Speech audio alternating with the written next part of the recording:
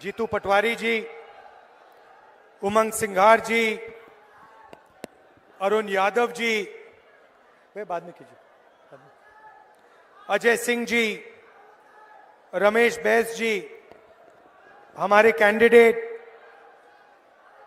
पुंदेलाल सिंह मरकू जी, आप सबको विश्व बंजारा दिवस की बहुत बहुत शुभकामनाएं। हमारे प्यारे कार्यकर्ता भाइयों और बहनों, प्रेस के हमारे मित्रों, आप सबका यहां बहुत बहुत स्वागत। आप दूर दूर से आए, इसके लिए शुरुआत में ही मैं आपका दिल से धन्यवाद करता हूं।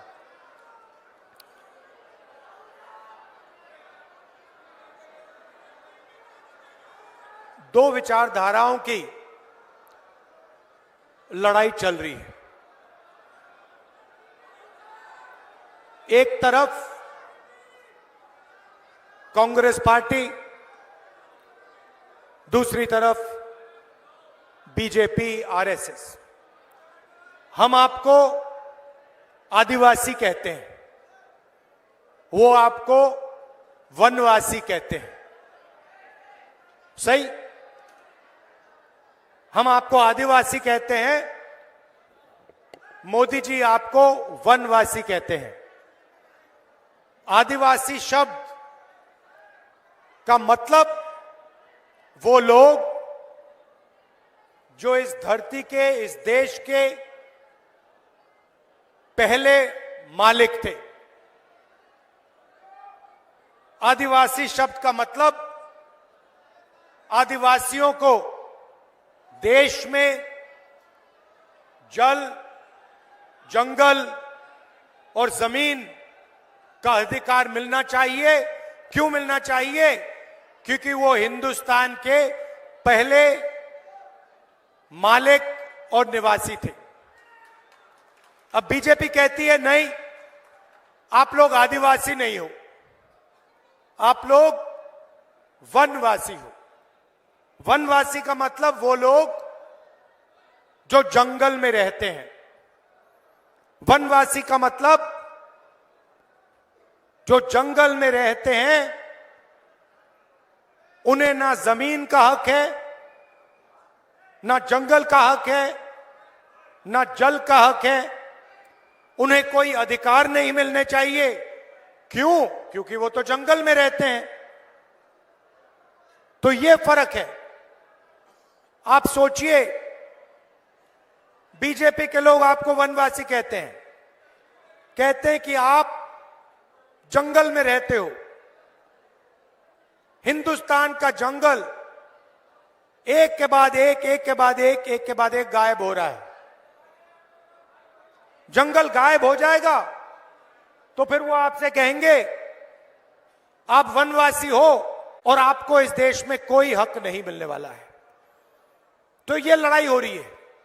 हमारे लिए आप आदिवासी हो, हिंदुस्तान के पहले मालिक हो, और ये आपका इतिहास है, आपकी हिस्ट्री है। वनवासी शब्द जो है आपकी हिस्ट्री को मिटाने की कोशिश वाला शब्द है। आपके इतिहास को, आपकी भाषाएं को, आपके जीने के तरीके को खत्म करने का शब्द है। सीधी बात कहेंगे आपको कि भैया आप तो जंगल में रहते हो, आपको अधिकार कैसे मिलेंगे? जंगल में किसी को अधिकार थोड़ी मिलते हैं।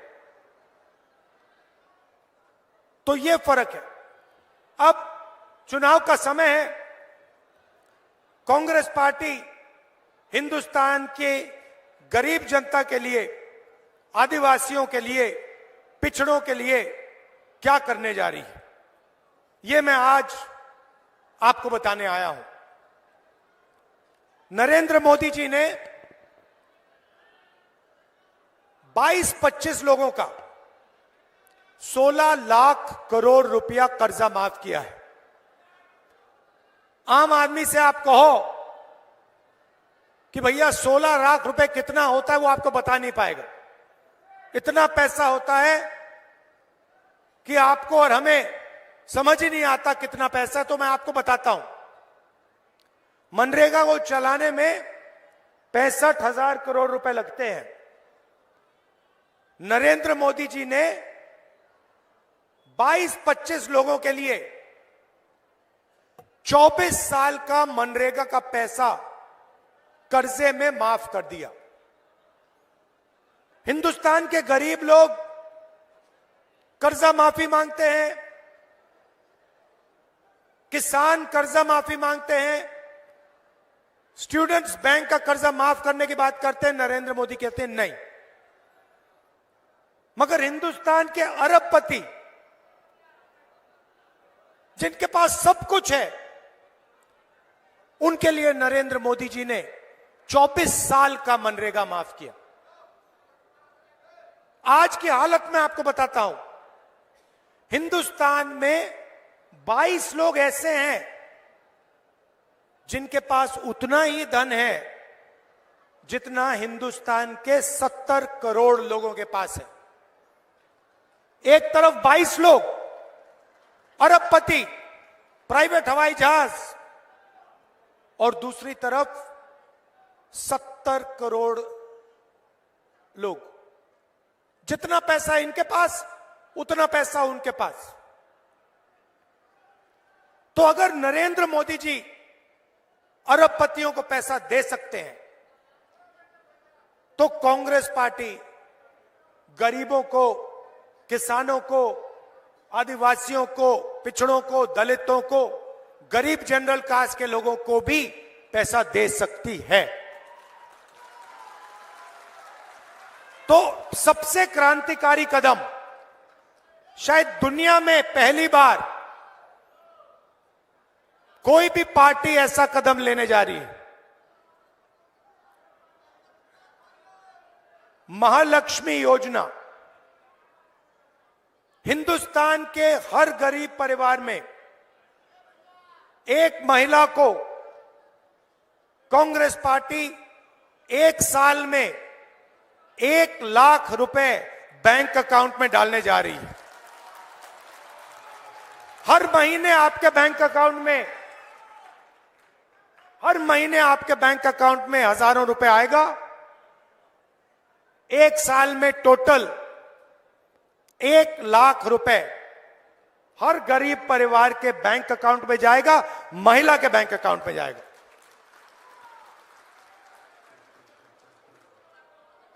इससे हिंदुस्तान का और हमारे गरीब परिवारों का की जिंदगी बदल जाएगी। क्रांतिकारी काम है। आप सोचो एक परिवार है, गरीब परिवार है मध्य प्रदेश में, मजदूरी करते हैं, 3-4 हजार रुपए की उनकी आमदनी है। हमारी सरकार आने के एकदम बाद उस परिवार को बैंक अकाउंट में हर साल 1 लाख रुपए मिलेगा। मतलब परिवार की जिंदगी बदल जाएगी। और ये हम हर गरीब परिवार के लिए करने जा रहे हैं। उन्होंने 22 लोगों का कर्जा माफ किया, हम करोड़ों लोगों की, करोड़ों परिवारों की जिंदगी बदलने जा रहे हैं। नरेंद्र मोदी जी ने नोटबंदी की, गलत जीएसटी लागू की। जो छोटे व्यापारी हैं, छोटा बिजनेस चलाते हैं, छोटी फैक्ट्री चलाते हैं, मिडिल साइज फैक्ट्री चलाते हैं, जिसमें 15-20 लोग, 50 लोग, 100 लोग काम करते हैं, उन सब का नुकसान हुआ। जीएसटी ने, नोटबंदी ने उन सबको खत्म कर दिया। नतीजा क्या हुआ कि हिंदुस्तान के युवाओं को रोजगार नहीं मिल सकता। मोदी जी की सरकार ने मान लिया कि हां, हम रोजगार नहीं दे पा रहे हैं। क्यों नहीं दे पा रहे हो? क्योंकि आप पूरा का पूरा काम 20-25 लोगों के लिए कर रहे हो। जो रोजगार देने वाली रीढ़ की हड्डी है, स्मॉल और मीडियम बिजनेस वाले, छोटे व्यापारी, उनको तो आपने खत्म कर दिया। तो रोजगार कैसे मिलेगा? सवाल ही नहीं उठता। Narendra Modi ji make in India की बात करते हैं, और जहां भी देखो made in China, made in China, made in China. तो हमने अपने मैनिफेस्टो में युवाओं के लिए दो तीन वायदे किए हैं, ऐतिहासिक वायदे। सबसे पहले मैं आपको बताना चाहता हूं, आज हिंदुस्तान की सरकार के पास 30 लाख सरकारी वैकेंसीज हैं, खाली पोस्ट पड़ी हुई है 30 लाख खाली। नरेंद्र मोदी जी और उनकी सरकार ये 30 लाख पोस्ट आपको नहीं देती, आपसे कॉन्ट्रैक्ट लेबर करवाती है, आपको कॉन्ट्रैक्ट से काम करवाते हैं और फिर आपको उठा के बाहर फेंक देते हैं। परमानेंट नौकरी आपको नहीं देते हैं। तो हमारा पहला कदम, ये जो 30 लाख नौकरियां हैं, सरकारी नौकरियां हैं, जैसे ही हमारी सरकार बनेगी, ये नौकरियां हम आपके हवाले कर देंगे, आपको दे देंगे।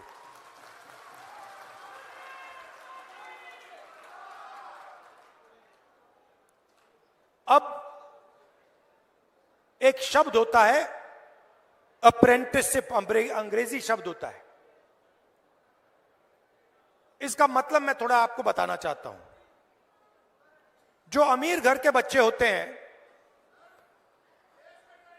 जो अमीर घर के बच्चे होते हैं, रोजगार पाने से पहले वो किसी बड़ी कंपनी में या सरकार में जाके अप्रेंटिसशिप करते हैं।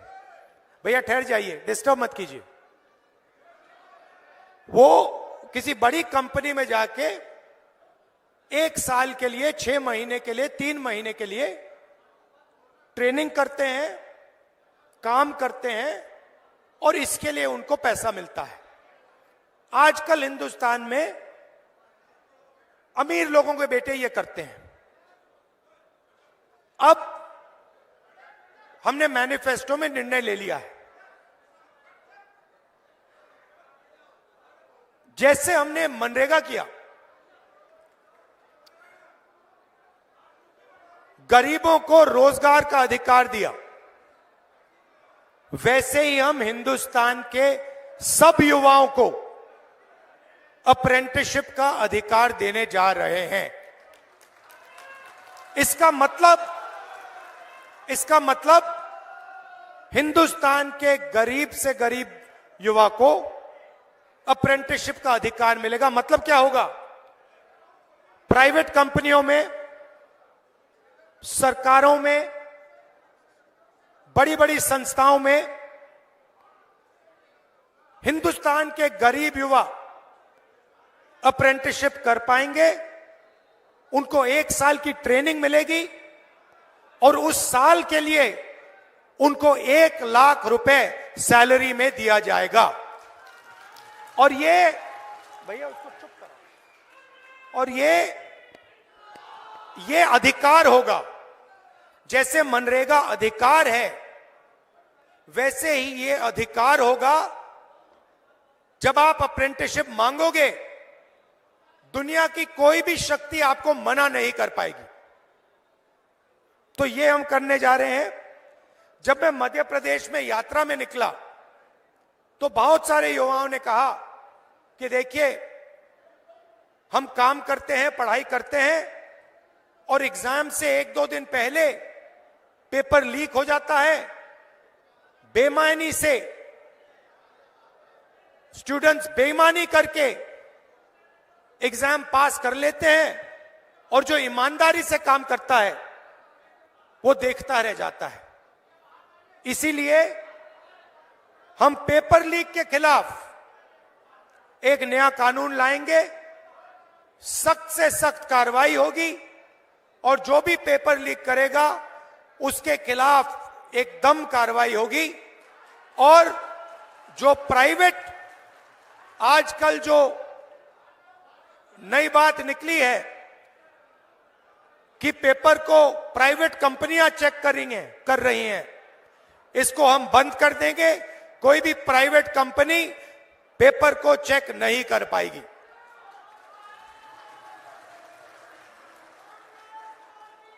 भाइयों और बहनों,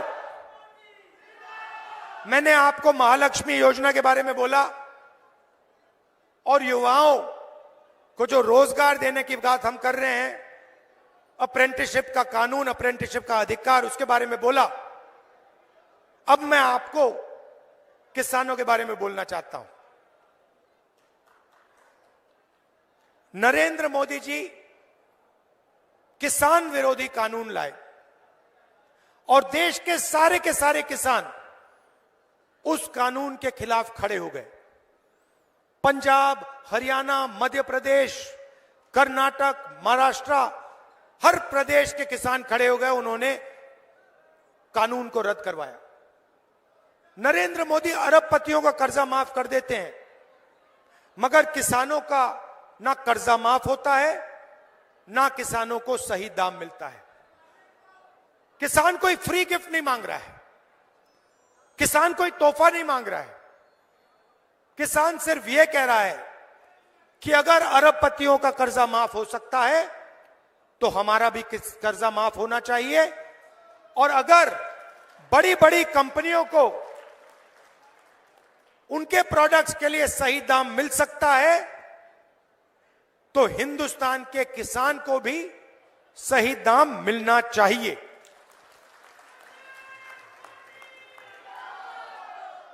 तो हमने निर्णय लिया है कि जैसे ही हमारी सरकार आएगी, हिंदुस्तान के किसान का कर्जा माफ होगा और कानूनी एमएसपी, कानूनी मिनिमम सपोर्ट प्राइस हिंदुस्तान के किसानों को कांग्रेस पार्टी की सरकार, इंडिया गठबंधन की सरकार देने जा रही है।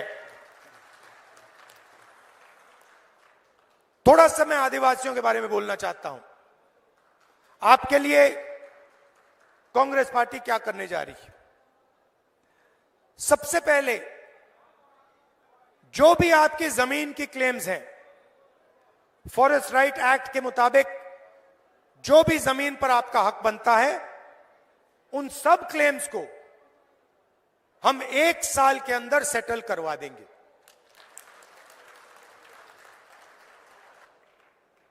मैंने पहले कॉन्ट्रैक्ट लेबर की बात की। जब भी गरीब लोगों के रोजगार की बात होती है, चाहे वो आदिवासी हो, दलित हो, पिछड़े हो, जनरल कास्ट के गरीब लोग हों, तो उनको कॉन्ट्रैक्ट बेसिस पे रखा जाता है, उनको परमानेंट नहीं किया जाता। किसी प्राइवेट कंपनी में कोई मैनेजर रखा जाता है तो उसे परमानेंट जॉब दी जाती है, आईएएस अफसर को परमानेंट जॉब दी जाती है, मगर गरीब लोगों को कॉन्ट्रैक्ट बेसिस पे जॉब दी जाती है, ठेकेदारी से जॉब दी जाती है। और जब भी उसको हटाने की जरूरत होती है, 1 मिनट में बिना कोई कॉम्पनसेशन उसको उठा के बाहर फेंक देते हैं। यह जो ठेकेदारी प्रथा है, इसको कांग्रेस पार्टी की सरकार खत्म करने जा रही है। सरकार में और पब्लिक सेक्टर यूनिट्स में ठेकेदारी प्रथा हम बंद करेंगे और जिसको भी नौकरी मिलेगी वो परमानेंट नौकरी होगी, वो सरकारी नौकरी होगी और वो किसी ठेकेदार के थ्रू नौकरी नहीं होगी। इससे आदिवासियों को, दलितों को, पिछड़ों को, गरीब जनरल कास्ट के लोगों को फायदा होने जा रहा है। एससी, एसटी और ओबीसी की जो स्कॉलरशिप्स हैं, उनको हम दुगना करने जा रहे हैं। और शायद सबसे बड़ा काम, जहां भी आदिवासियों की 50% से ज्यादा आबादी है, वहां पे हम 6 शेड्यूल को लागू करने जा रहे हैं। अब बीजेपी के लोग गलत बात फैला रहे हैं, कह रहे हैं कि 6 शेड्यूल के माध्यम से बाकी लोगों को नुकसान होगा। यह बिल्कुल गलत है। 6 शेड्यूल का मतलब कि डिस्ट्रिक्ट कलेक्टर नहीं चलाएगा, लोकल लेवल पे कमेटी चलाएगी। उस कमेटी में आदिवासी होंगे, ओबीसी होंगे, दलित होंगे, जनरल कास्ट के लोग होंगे। तो ओबीसी को, दलित को नुकसान नहीं होगा, किसी को नुकसान नहीं होगा। सिर्फ यह बात होगी कि आपका जो लोकल एरिया है, आप लोग उसको लोकली चलाओगे, पंचायत के लेवल से चलाओगे, वार्ड के लेवल से चलाओगे, और ऊपर से दिल्ली से या डिस्ट्रिक्ट कलेक्टर के ऑफिस से वो नहीं चलाया जाएगा। यह फर्क है। और इससे सिर्फ आदिवासियों को नहीं फायदा होगा, हर वर्ग को फायदा होगा। तो ये हम उन डिस्ट्रिक्ट्स में करने जा रहे हैं जहां भी आदिवासियों की आबादी 50% से ज्यादा है, और इससे ना किसी ओबीसी का नुकसान होगा, ना किसी गरीब जनरल कास्ट का नुकसान होगा। इससे सिर्फ यह फर्क पड़ेगा कि डिस्ट्रिक्ट कलेक्टर नहीं चलाएगा, लोकल एरिया से ये आपका पूरा का पूरा काम किया जाएगा। तो आपको डिस्ट्रिक्ट कलेक्टर के पास नहीं जाना पड़ेगा, आप गांव से, छोटे छोटे कस्बों से ही अपनी सरकार को चलाओगे। यह फर्क है।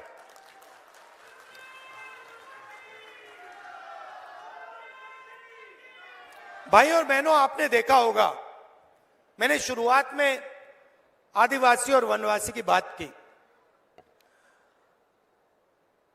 आपने देखा होगा बीजेपी ने एक वीडियो वायरल किया, उसमें उनका एक कार्यकर्ता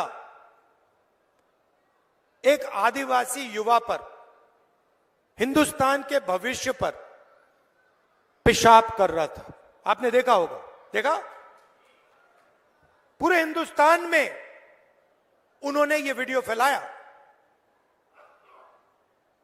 पहले पेशाब करते हैं और फिर पूरे हिंदुस्तान में बीजेपी के लोगों ने इस वीडियो को फैलाया, आपका अपमान किया। यह फर्क है आप में, हम में और उनमें। हम आपको अपना हक देने की बात करते हैं, आपके युवाओं को स्कूल, कॉलेज, यूनिवर्सिटी में डालने की बात करते हैं, आपको सरकारों में शामिल करने की बात करते हैं, और उनके कार्यकर्ता आपके बच्चों पर पेशाब करते हैं। तो यही फर्क है। अब आखिरी बात, सबसे बड़ी बात, देश में 8% आदिवासी हैं। 8% आदिवासी हैं, 50% तकरीबन पिछड़े वर्ग के लोग हैं, 15% दलित हैं।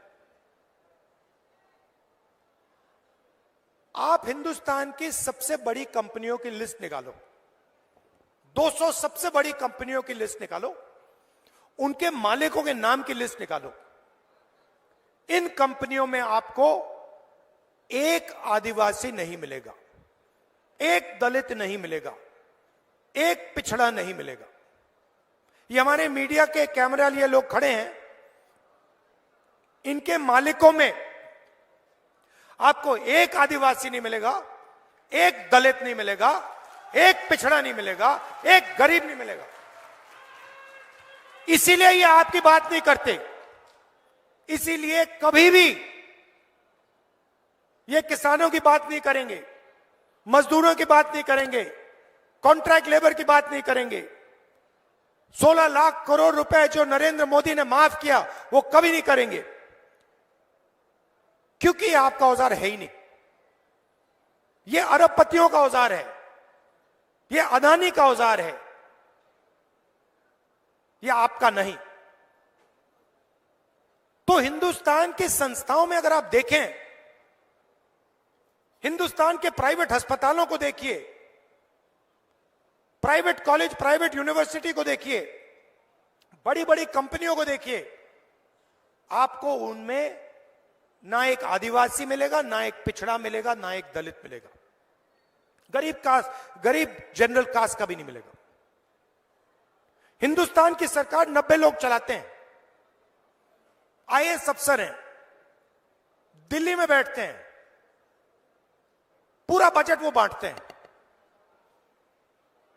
सेना को कितना पैसा मिलेगा, सड़क के लिए कितना जाएगा, स्वास्थ्य में कितना जाएगा, सड़क बनाने में कितना जाएगा, रेलवेज को कितना मिलेगा, 90 अफसर सारे के सारे निर्णय लेते हैं। नरेंद्र मोदी जी कहते हैं कि ओबीसी सरकार चला रहा हूं, नरेंद्र मोदी जी कहते हैं कि आदिवासियों की रक्षा करता हूं। भाइयों और बहनों, 90 में से एक अफसर आदिवासी है, 90 में से एक। आपकी आबादी 8%, और वो जो एक अफसर है उसको कोने में बैठा रखा है, उसको कोई जिम्मेदारी नहीं देते। बात समझनी है तो मैं बताता हूं। अगर हिंदुस्तान की सरकार 100 रुपए खर्च करती है तो आदिवासी अफसर 10 पैसे का निर्णय लेता है। पिछड़े अफसर 100 रुपए में से 5 रुपए का निर्णय लेते हैं। दलित अफसर 100 रुपए में से 1 रुपए का निर्णय लेते हैं। 50% आबादी, 5% हिस्सेदारी। दलितों की 15% आबादी, 100 रुपए में से 1 रुपया, और आदिवासियों की 8% आबादी और 100 रुपए में से 10 पैसे। 10 पैसे आज के टाइम में 100 रुपए में से 10 पैसे आपके। तो यह बदलना है। कैसे बदलेगा? जाति जनगणना, दूध का दूध, पानी का पानी, उसके बाद इकोनॉमिक सर्वे, धन का सर्वे। हिंदुस्तान में कितना धन है, किसके पास है, किसके हाथों में है। आदिवासियों के हाथों में कितना, दलितों के हाथों में कितना, पिछड़ों के हाथों में कितना, गरीब जनरल कास्ट के हाथों में कितना। यह करना है।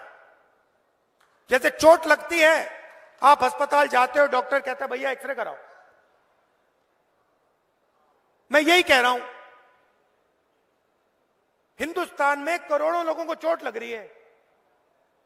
मैं ये कह रहा हूं कि भैया एक्सरे करा दो, पता लगा दो कि धन किसके हाथ में है, अदानी के पास कितना, कौन सी संस्थाएं किसके हाथ में है, दलितों के पास क्या है, आदिवासियों के पास क्या है, पिछड़ों के पास क्या है। अब इसमें गलती क्या है? तो नरेंद्र मोदी जी इससे डर क्यों रहे? क्योंकि वो नहीं चाहते कि दलितों को, आदिवासियों को, पिछड़ों को, गरीब जनरल कास्ट के लोगों को उनका हक मिले। ये नहीं चाहते कि सच्चाई हिंदुस्तान के 90% लोगों के सामने आ जाए कि इन संस्थाओं में आपका तो कोई है ही नहीं, इन बड़ी बड़ी कंपनियों में आपका कोई है ही नहीं, और जो पहले आपके पास था, जिसको हम पब्लिक सेक्टर कहते थे, जहां आपको परमानेंट जॉब मिलता था, उसको एक के बाद एक, एक के बाद एक, एक के बाद एक प्राइवेटाइज कर रहे हैं। सारे के सारे पीएचयू अदानी जी को पकड़ाते जा रहे हैं। पहले गरीब लोग सेना में जाते थे, पेंशन मिलती थी, शहीद का दर्ज मिलता था, कैंटीन मिलती थी। अब इन्होंने कहा नहीं भैया, अब तो हम अग्निवीर बना रहे हैं। 4 युवाओं को लेंगे, 6 महीने की ट्रेनिंग देंगे, वो चाइना वाला सैनिक 5 साल की ट्रेनिंग ले आएगा, नतीजा आप समझ जाओ। और फिर जब हमारा लड़का शहीद होगा, उससे कहेंगे भैया आपको शहीद का दर्जा नहीं मिलेगा, आप तो अग्निवीर हो। ना उसको कैंटीन मिलेगी अग्निवीर को, ना उसे पेंशन मिलेगी। मगर जिसके साथ वो लड़ेगा, उसके सामने वो कहेगा भैया तुम्हें तो पेंशन नहीं मिलती, तुम्हें तो कैंटीन नहीं मिलती, तुम्हें तो शहीद का दर्जा नहीं मिलेगा। मुझे तो कैंटीन भी मिल रही है, मुझे पेंशन भी मिलेगी, मुझे शहीद का दर्जा भी मिलेगा। तो मैं आपको साफ बता दे रहा हूं, जैसे ही हमारी सरकार आएगी, ये अग्निवीर योजना है, इसको हम रद्द कर देंगे, खत्म कर देंगे, उड़ा देंगे इसको। और मजे की बात सुनिए, ये अग्निवीर योजना आर्मी को भी अच्छी नहीं लगती।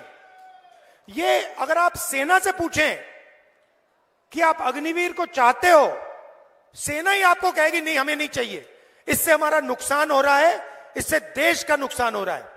अग्निवीर योजना प्राइम मिनिस्टर ने बनवाई है, प्राइम मिनिस्टर ऑफिस से निर्णय लिया गया है कि अग्निवीर योजना होनी चाहिए। सेना इसके खिलाफ है। अगर सेना चाहती तो मैं स्टेज से कभी नहीं कहता कि हम अग्निवीर को रद्द कर देंगे। सेना चाहती है कि अग्निवीर रद्द हो, और इसीलिए हम अग्निवीर को रद्द करने जा रहे हैं। आप सबका दिल से बहुत बहुत धन्यवाद। नमस्कार, जय हिंद।